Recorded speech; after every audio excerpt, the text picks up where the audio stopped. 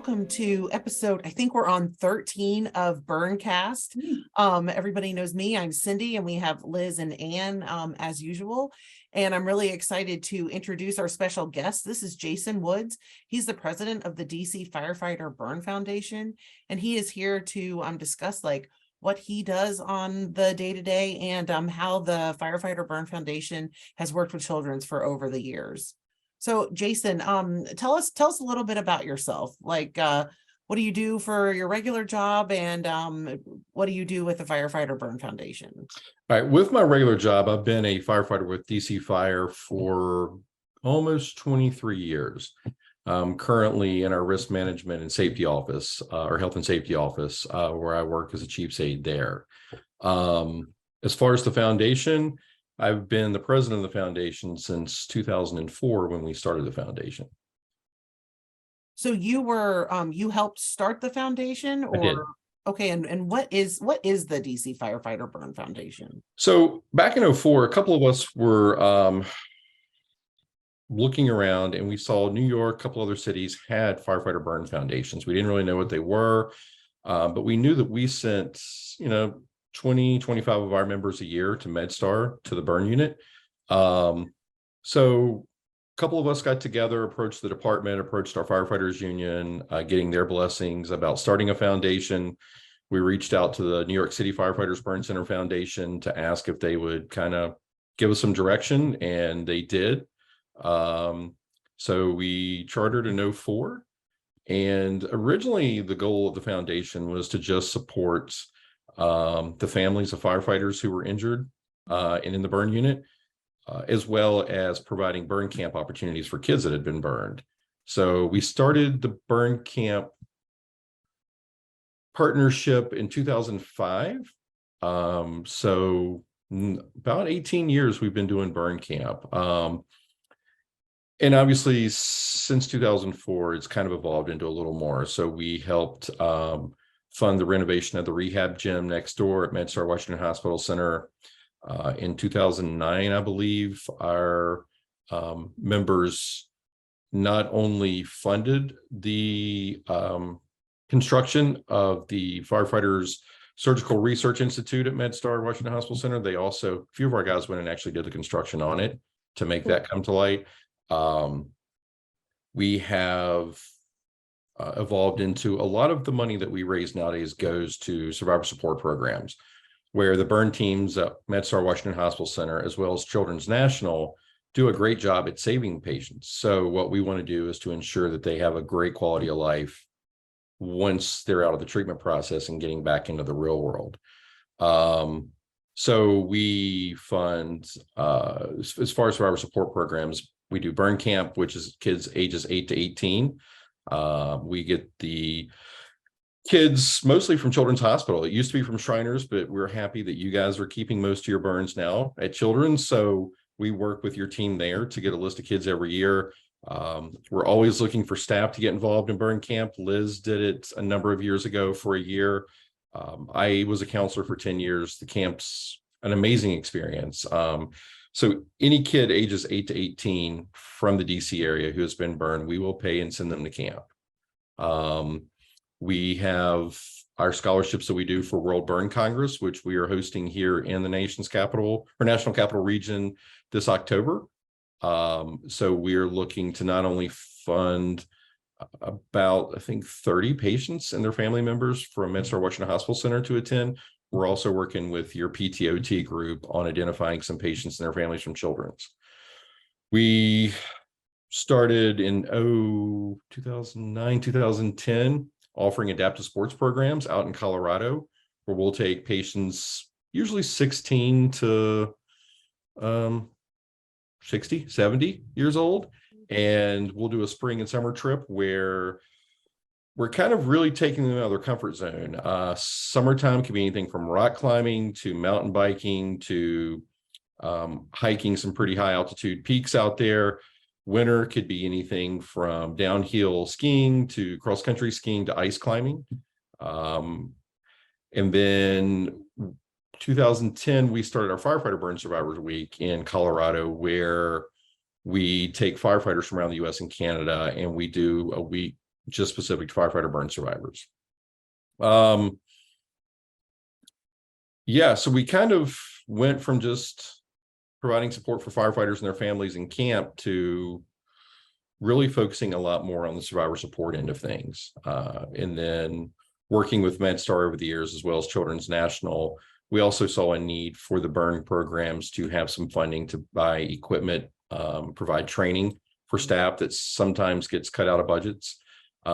So we want to make sure that the teams that we're working with have as many opportunities as they can to further their careers, which not only helps them, but it helps provide better patient care, we believe. So that's a little bit about the foundation. And yeah, it's really amazing how you started out taking care of your own, which, being in the fire service, it is a big family, and you got to take care of your own.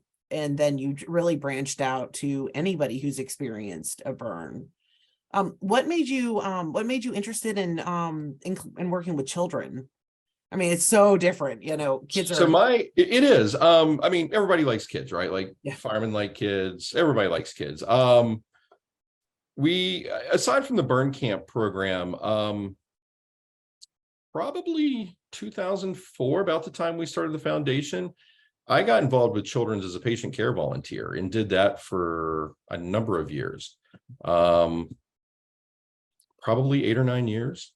And then just life got pretty busy with the foundation and the department and other things going on in life that I really couldn't keep up with the commitment that I felt I should be putting into Children's as a patient care volunteer.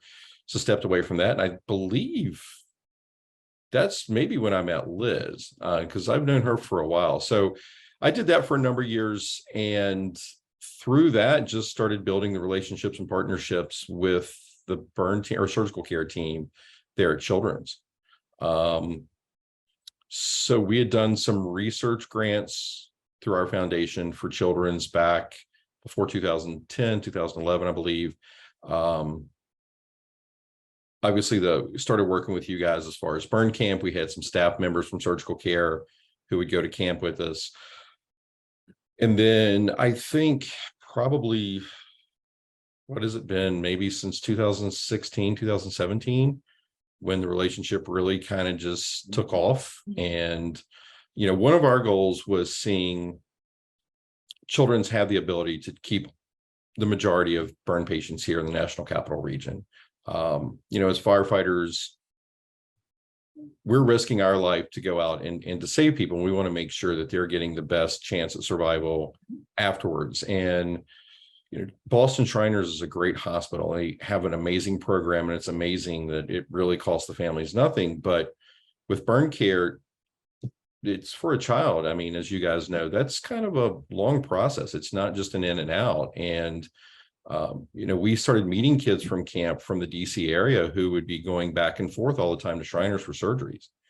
And that was putting some strains on their families. So we just felt that, being the nation's capital, we should have a pediatric burn unit here that could really provide for our kids from this area. And Children's was willing to take on that commitment. We were willing to support it. And we're just proud of what you guys have done. And it's easy for us to want to go out and fundraise and to seek funds to support a program that has really taken off with the interest of providing burn care. And so it's kind of how we got to where we are today. Yeah, it's I've seen the program grow since I started with trauma and burn just in 2015. And and that's one of the big reasons why you're here today, Jason, is I really want our staff to know, like, this strong collaboration that we have and how grateful we are. I mean, there's been countless conferences, especially to ABA, that you guys have funded for all different parts of our staff. Like, it's truly like multidisciplinary, because burns are tricky. It's not like a broken arm that you put in a cast and then, in a couple months it comes off and everything's fine. Like, sometimes these things are like long lasting. Liz and Ann, do you have any questions you want to ask or anything you want to say about, like, the involvement of the Burn Foundation and like your experiences? And Liz, I want to hear about your experience at camp. I think because a lot of people don't. I don't think She a lot was of people voted know the anything. best dressed counselor that year. Oh, That's And shocking. that was the first time we gave Surprise, that award. surprise. no, it was terrific. So so I started with the trauma burn service as an NP, as a brand new NP in 2009. And that was, I think, one of my first assignments to go to burn camp up in Connecticut. And I just have to say, I was so impressed by the generosity of the firefighters and their time and their connection to these kids. And just how brave the kids were. And I almost felt like that, having brave firefighters around, they kind of, fed off each other. So again, it was a very moving experience, rustic experience, but again, really moving, again, just to see the dedication that you all have to this population. And again, the ongoing dedication, because, these kids aren't going just for one summer, they're going to picnics throughout the year. And if they're not quite ready for sleepaway camp, there are special luncheons. It's like, you guys think of everything. And really is such a resource for our families. So are all of the staff at burn camp, are they firefighters or like burn nurses? Like, how does that work? Combination. So the entire staff at camp is volunteer and they're from the burn community. So I would say 50-50 firefighters from, so the camp is a partnership mostly with DC Fire. Then we jump up to New Jersey and the New Jersey firefighters from around the state, the New York City Firefighters Foundation, Connecticut Firefighters Burn Foundation, Boston Firefighters Burn Foundation, Portland, Maine, and I'm missing one, Providence Firefighters. So it's kind of DC, and then we skip up to Jersey and cover all of New England. But the entire camp staff, one of the things that drew us up there was the entire camp staff as either firefighters for the burn community. So NPs, nurses, PTs, OTs, social workers, burn survivors, which I think is a great thing, right? They can relate to the kids more than the rest of us. There are 2 camps in Virginia that are both about 2 hours from here. And I had some involvement with both of them prior to us choosing the children's burn camp in Connecticut. And it just wasn't the same experience. It was a smaller camp and camp staff. They're both great programs, but they were offered at a summer camp that could be a church camp one week, the following week could be a burn camp. And then so the staff that was there, the cooks were whoever was working for the camp for the summer, the lifeguards or whoever was working for the camp for the summer, the ropes course is the same thing. And the unique thing about the children's burn camp is the lifeguards are all firefighters or nurses or therapists who have went and got their certification. The archery staff, same thing. High ropes at the camps in Virginia, and again, not taking anything away from them, they may get ropes 1 or 2 days where our ropes staff is all firefighters who have went and got certified. Yeah. And it's a week-long process. So they every day will do something different in the ropes course to challenge themselves and build themselves up to do something really cool and amazing at the end of the week. So we just felt that the experiences at the children's burn camp were what we wanted to offer the kids in the DC area. And we've had patients from children's reach out and say, hey, we know that you're sending our son or daughter to the Connecticut burns camp or the children's burn camp Connecticut. Are they also able to attend one of the other 2 in Virginia? And our answer is always absolutely, right? Like, we don't necessarily support them financially or participate in the programs that they do, but we believe in the programs that they do. And any experience a kid can get would be great. So yeah, that's the unique thing about the children's burn camp is everybody is from the burn world. Cooks, there are probably 6 or 8 kitchen staff that week that are firefighters or nurses or someone from the burn world. They're cooking 160 meals 3 times a day. So they're up in the morning cooking breakfast way before everybody gets down there. Then they're flipping for lunch and then doing dinner for everybody. So one of the other unique things that I think with the children's burn camp, we mentioned that kids from the DC area used to go to Shriners in Boston. While we're happy that we're keeping our kids here, one of the unique experiences is Boston Shriners has a lot of international kids that they would send to camp. So they would bring these kids into Boston in the summertime for their surgeries that were scheduled. And they would do it around camp time. So we were getting kids from the Ukraine, from Russia. We were getting kids from Vietnam, Jordan. So it's pretty neat seeing, some of the kids here from DC that were getting exposed to kids from all over the world. And that was just fun to watch in itself. Yeah. They're sharing the experience of all being burn survivors, but then they're making friends with these kids that are truly from, like, we had a kid one year whose dad was a prince in Jordan, I believe. So yeah, it's we had two kids, one from Russia and one from the Ukraine that was in my group the last year I was there, and two different countries. And obviously that was before what's going on now between those two countries, but they had never met each other and were like best friends that week by the end of the week. So because you have kids from all over the country at the burn camp, do you have interpreters, or like how does that work if there's a language barrier? You get a bunch of firemen who most of us are just struggling with proper English sometimes. Not really. We have several staff members who can speak Spanish. Mhm. As far as the other languages, it's kind of, I think we had in the years. So again, I haven't been in a number of years to camp as a counselor, but we had a kid from Vietnam, a young girl one year who spoke very minimal English, but we were able to work through it that week. It's kind of compromising. So, but yeah, it's kind of hard finding, I guess, interpreters for all the different languages that are becoming in there. But thankfully, most of the kids spoke some English. Yeah. And there's the language of just even facial expressions, and I feel like people know that they're safe when they're in The a safe language of place. loss, when a kid's talking to you and you don't understand them when you're looking at them, they can usually pick up on that pretty quick. And Yeah. like, this guy has no idea what I'm talking about. Where did they Yep. send me? Yeah. But it's really interesting because it sometimes it doesn't even matter. And I feel like in burn camp, that's one of the times that you can communicate without a lot of words sometimes. I mean, it's a shared experience. Well, and what we were looking for was the smiles, right, from these Yeah. kids. And that that's a pretty universal language there. So whatever we could do to get to the smile is what we would work towards. And so is it any kid from children's ages 8 to 18 that you support going to that? That have been burned. We normally right. look for kids over 10% Mhm. total body surface area burns, just because, I mean, we have kids there that are 90% burn, right? So having a kid who maybe has a small dime-sized burn on their hand, injuries are all traumatic to people in different ways, whether it's adults or a child or kids. But we're looking more for something that's, a little significant burn that these kids can relate to each other. Absolutely.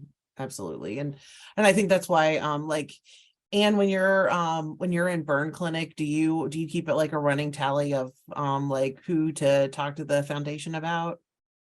Yeah, we have our weekly multidisciplinary burn rounds meeting, and I think that as we discuss patients, where they are in their process of treatment and how they're kind of coping with their process of treatment. If they are a candidate, we flag them. One of our occupational therapists keeps the running list, but we will refer patients if we find that this would be a great fit for them. I mean, it's such a wonderful program, and our patients really enjoy it. So we're always trying to see if this would be a good opportunity for patients who kind of meet what Jason's talking about. And all we ask is the parents to fill out the forms and to meet us the day of. We pay for all the expenses, so we either fly the kids up or we bus the kids up with staff. We don't just stick them on a bus by themselves. But we cover all costs. We provide every kid with a brand new sleeping bag. Other foundations don't do that from the Northeast, just because kids aren't going as far. But for us, especially when we're flying them, the less stuff we have to deal with, the better. So we buy brand new sleeping bags and pillows for each of the kids. We'll give it to them. We've had kids show up with literally a change of clothes for an entire week. So I think, Liz, you ended up on a Walmart trip with me when you were up there. So yeah. Because I knew nothing about buying kids clothes. So Walmart's half an hour from the camp, and off we go. So Liz was happy there was a Starbucks there also, I think. So out of the rustic environment of camp. Right, but We don't ask questions. We don't really, we just need them to fill out the forms. And after that, we'll take care of anything. And most of the kids were happy to see return to camp the following year. They have a good experience with it. The IAFF, which is our parent union for the firefighters, host a camp here in DC every fall. And what they do is they take a kid or a camper and a counselor from each of the 54 burn camps in the US and Canada and bring them to DC for a week. And it's not really a camp experience. It's more of a, let's see what DC has to offer. And for a lot of these kids, that's the only chance they're ever going to have to come here and to see their nation's capital. So, well, for the Canadians, it's not their capital, but they wished it was. So, we're happy that, like, over the past couple of years, we've had 3 children's or patients from Children's who have been selected as counselor or camper of the year. And even though they live here, I mean, I've lived here almost 23 years. You're getting to do some things with this camp that most people who live here never get to see or experience. So, but last year, Araceli, one of the URL's patients there from Children's, was counselor or camper of the year and got chosen to represent the camp. So Such a cool experience. yes. Liz or Ann, could you tell like a story about like a kiddo that you were seeing in the clinic and then they went to camp and then you saw them afterwards? Can you talk about like the change or like their perspective of like how they were in burn clinic? Were they like less scared or did they come back empowered? Because I feel like that might be kind of some of the stuff that Jason hasn't even really gotten to hear a whole lot of. He could see it firsthand, but like hearing what it really translates to into a clinic setting would be.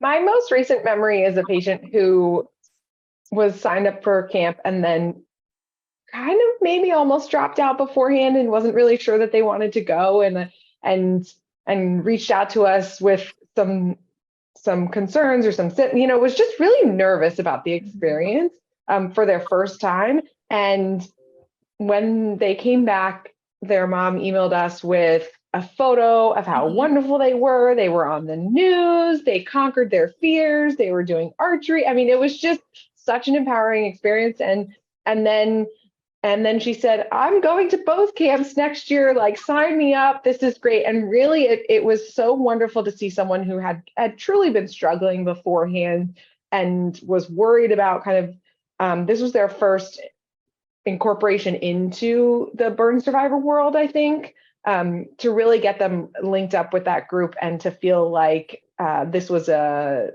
empowering experience. And one that without hesitation, they wanted to return to. So that to me was like a really remarkable exchange, both seeing our before exchange and our after exchange. And we've seen, patients make connections with other patients. We heard stories last summer about patients wanting to always continue to go to camp and become a counselor. So yeah, it's, every step of the way, it's tremendous. Yeah. And we've had a few kids over the years who have kind of bailed last minute, but it's asking a lot of a kid who is going to a strange place with strange people and not having their parents.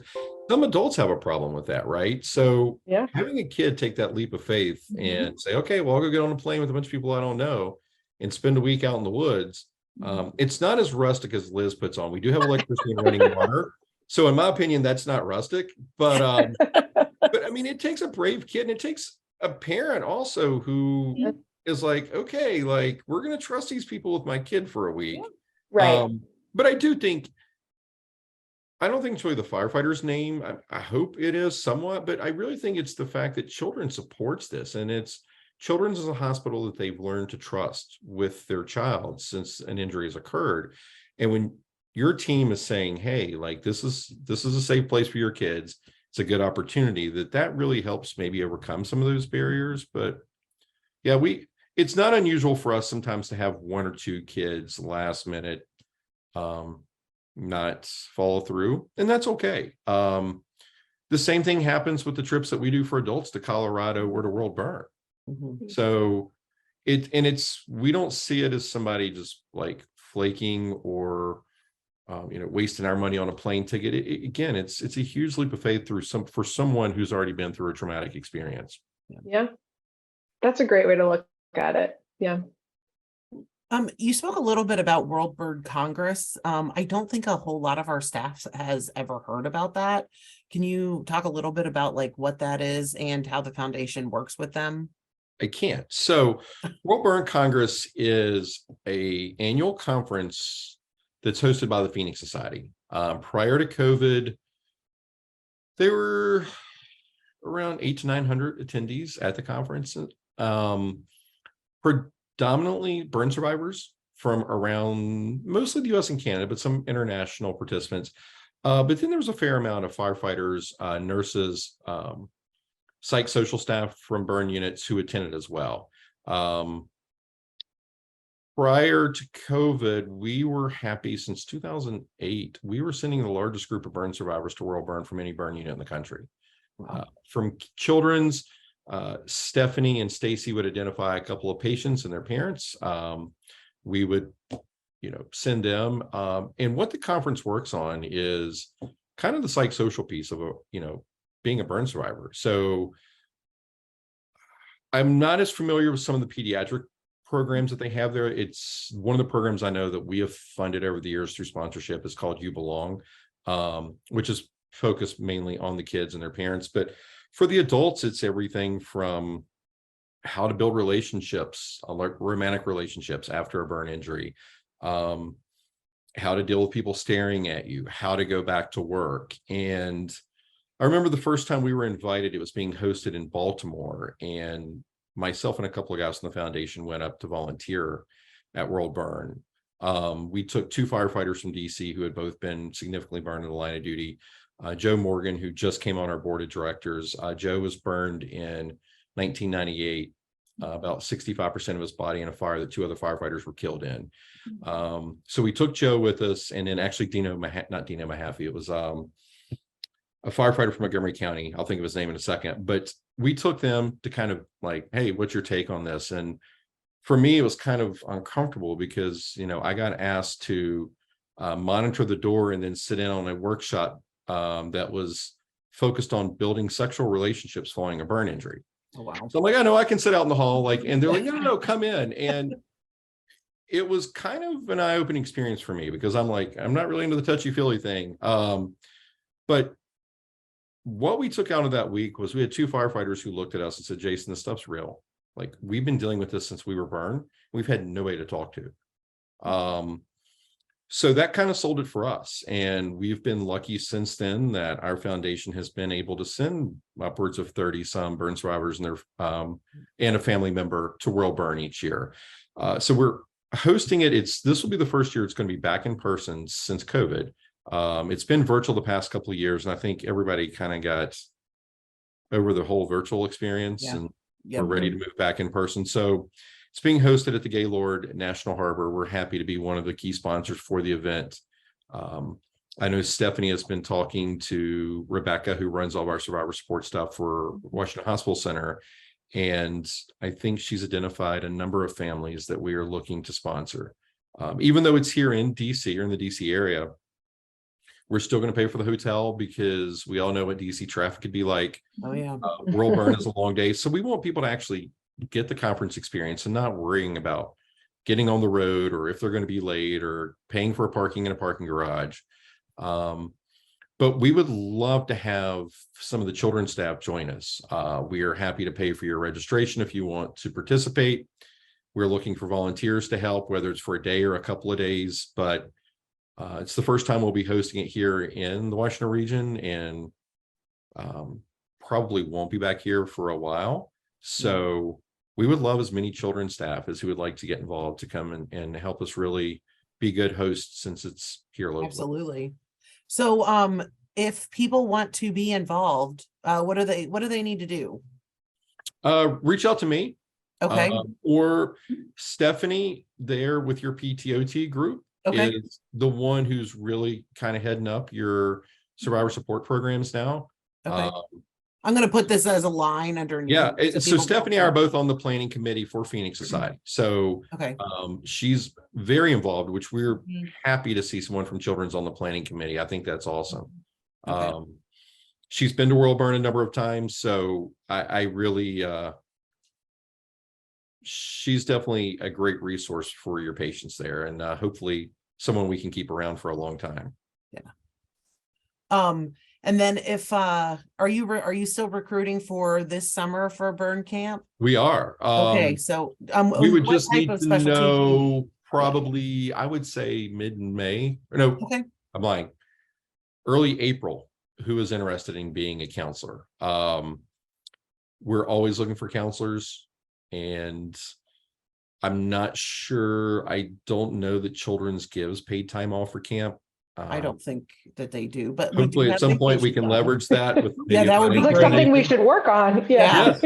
You know, So maybe some- that is something we could work on. I mean, honestly, I think that like that's giving back. It's definitely part of children's like But you're also mission. representing children's, right? Right. And you're doing something that you're kind of going above and beyond to see this patient really get the best opportunity after their injury.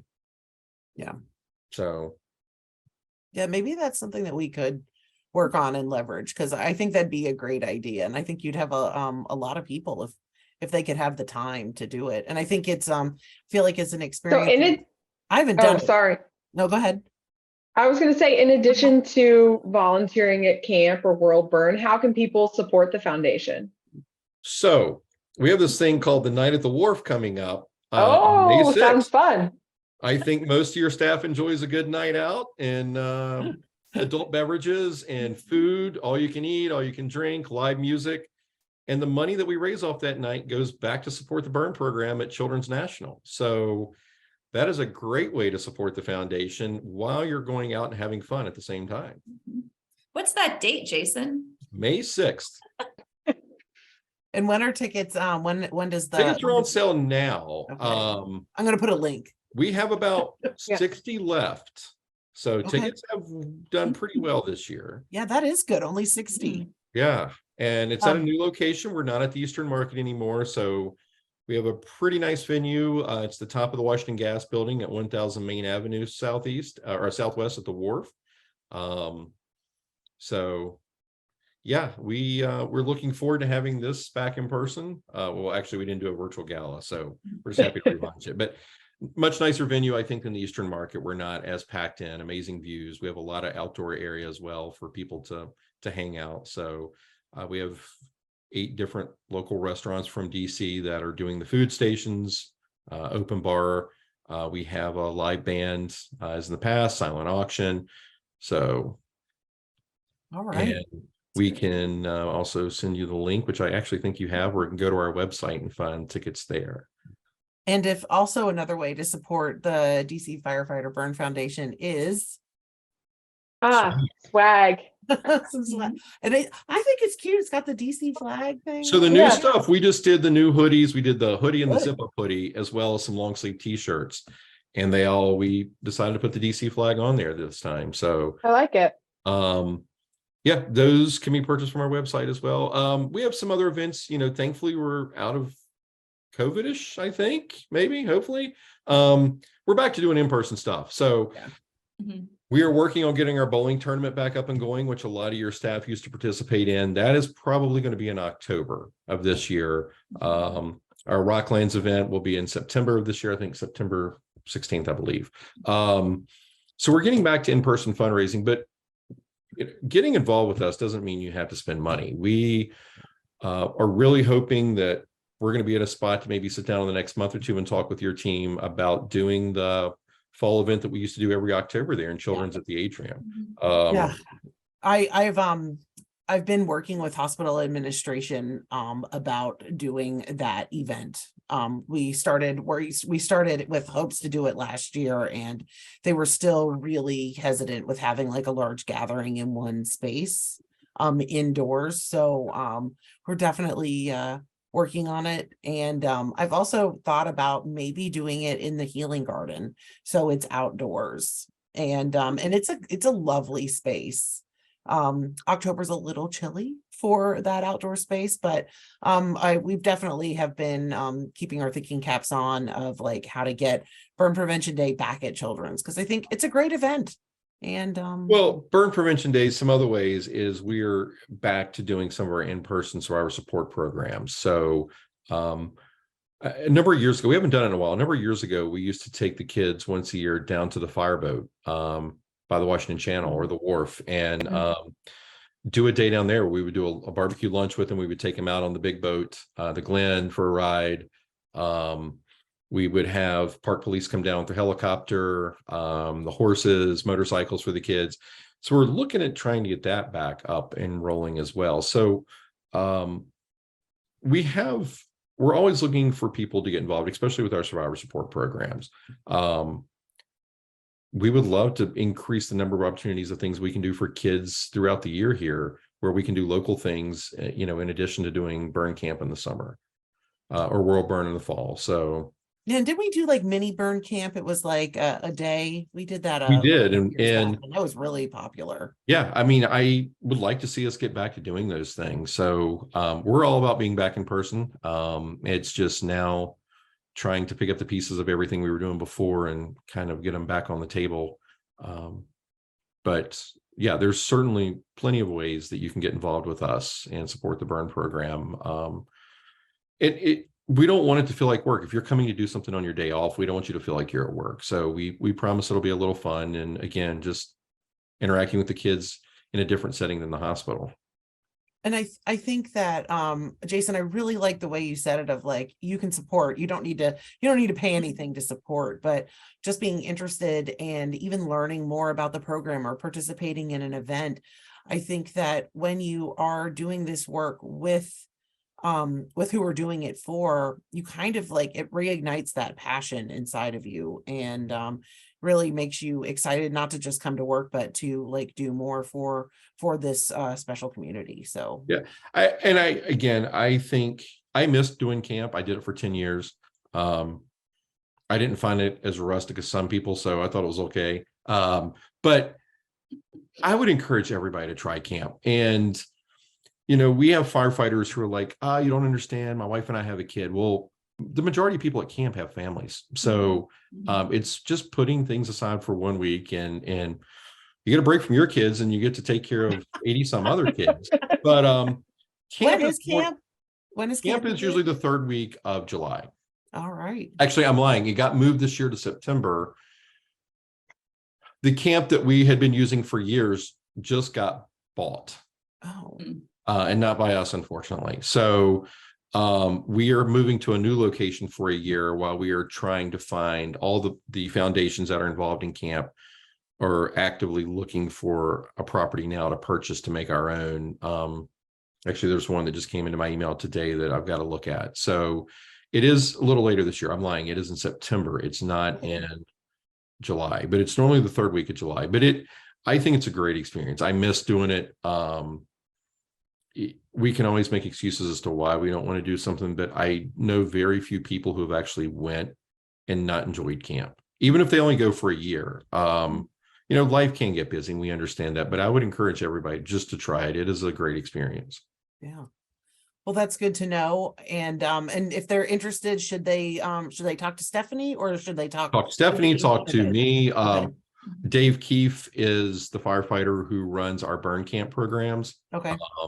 So I can also provide you with Dave's information.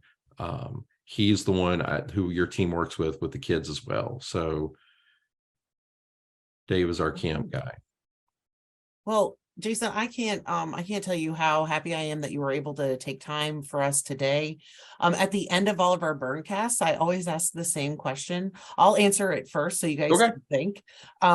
So my question is, what would you want a staff nurse at Children's to walk away with after hearing this today? Like, what do you want them to know about the DC Firefighter Burn Foundation? And I'll answer first. From working in this department since 2015, in my background in the fire service before I came to Children's, it is like the biggest blessing to work with this group and how passionate they are about our kids and what they've done for our kids. So like being a bedside nurse for the longest time, I never really saw what happened afterwards. I had no idea that these injuries were like these lifelong things that these kids had to deal with and grow and live with, and like how hard it was for the parents. but because of the DC Firefighter Burn Foundation, I think that they're able to help us, like, not only make sure that the patient is healed, but the family is healed and they have like a better future. And I really think that we're able to do that so much better because of the Firefighter Burn Foundation. So if you see him, wave, smile, and say thank you. All right, Anne, you're up. I think I just want to, well, my first thing is just show my appreciation for Jason and everybody at the foundation for everything that they do for our patients and for our program. And then I think for nurses, because that's your question, was what would our audience take out of this? I think my biggest take home point is that there are ways to get involved in helping these burn patients after we see them in the hospital, and that a lot of times this can be a lifelong injury for some of these patients, and that there's a lot of support out there, and that we can, with or without monetary donations involved, you can get involved by volunteering, by being part of everything that we've talked about today, by attending the gala, by going to Rockland's events, things like that. But that there is a way to continue to impact the lives of these children that we've taken care of during their acute phase of their injury. Liz. I just think it's so neat. Nurses can just look all around the hospital and see the work that the foundation has done. It's the PT gym on 5 East. It's the after the burn videos that are ordered for every admitted patient. So Jason, you guys have done such wonders for our patients and our families. And again, we can't thank you enough. And I will also say we were so appreciative during COVID. Firefighters used to drop off lunch for the staff as well too. I mean, so again, they care for everyone, patients, families, healthcare providers. So again, you guys are the best. Well, Jason, I really hope you're feeling the love today. Well, first of all, I'm going to say, Liz, nurses are no different than firefighters. You can always make them happy by giving them a little food. So, especially on, a lot of your nurses are like a lot of our busier firehouses, where it's sometimes just having something handy to eat as you're rushing, and you can't even really sit down and enjoy it, just kind of helps the day go by a little bit. So I would just like the nurses to know, thank you. We really appreciate it. You guys make it easy for us to want to support you financially and for the aftercare programs. The team at Children's is amazing. From the PTs, OTs, the mid-levels, Dr. Bird is just, an awesome guy to work with. Your leadership supports you. I would want the nurses to know that. And I would say just try getting involved in an aftercare program, even if it's just temporarily, seeing what the kids kind of are dealing with once they get out of the hospital and they're back into the real world. And I think it kind of helps you see things go full circle sometimes. And I don't know if anybody, whether it's a firefighter, a PT, a OT, a nurse, a doctor who's gotten involved in some of our aftercare programs, who haven't had positive experiences out of it. Yeah. Well, and with that, I think we can wrap up for today. And again, Jason, thank you so much for coming. And thank you, ladies. It's always good to see you guys. And thanks everybody for watching.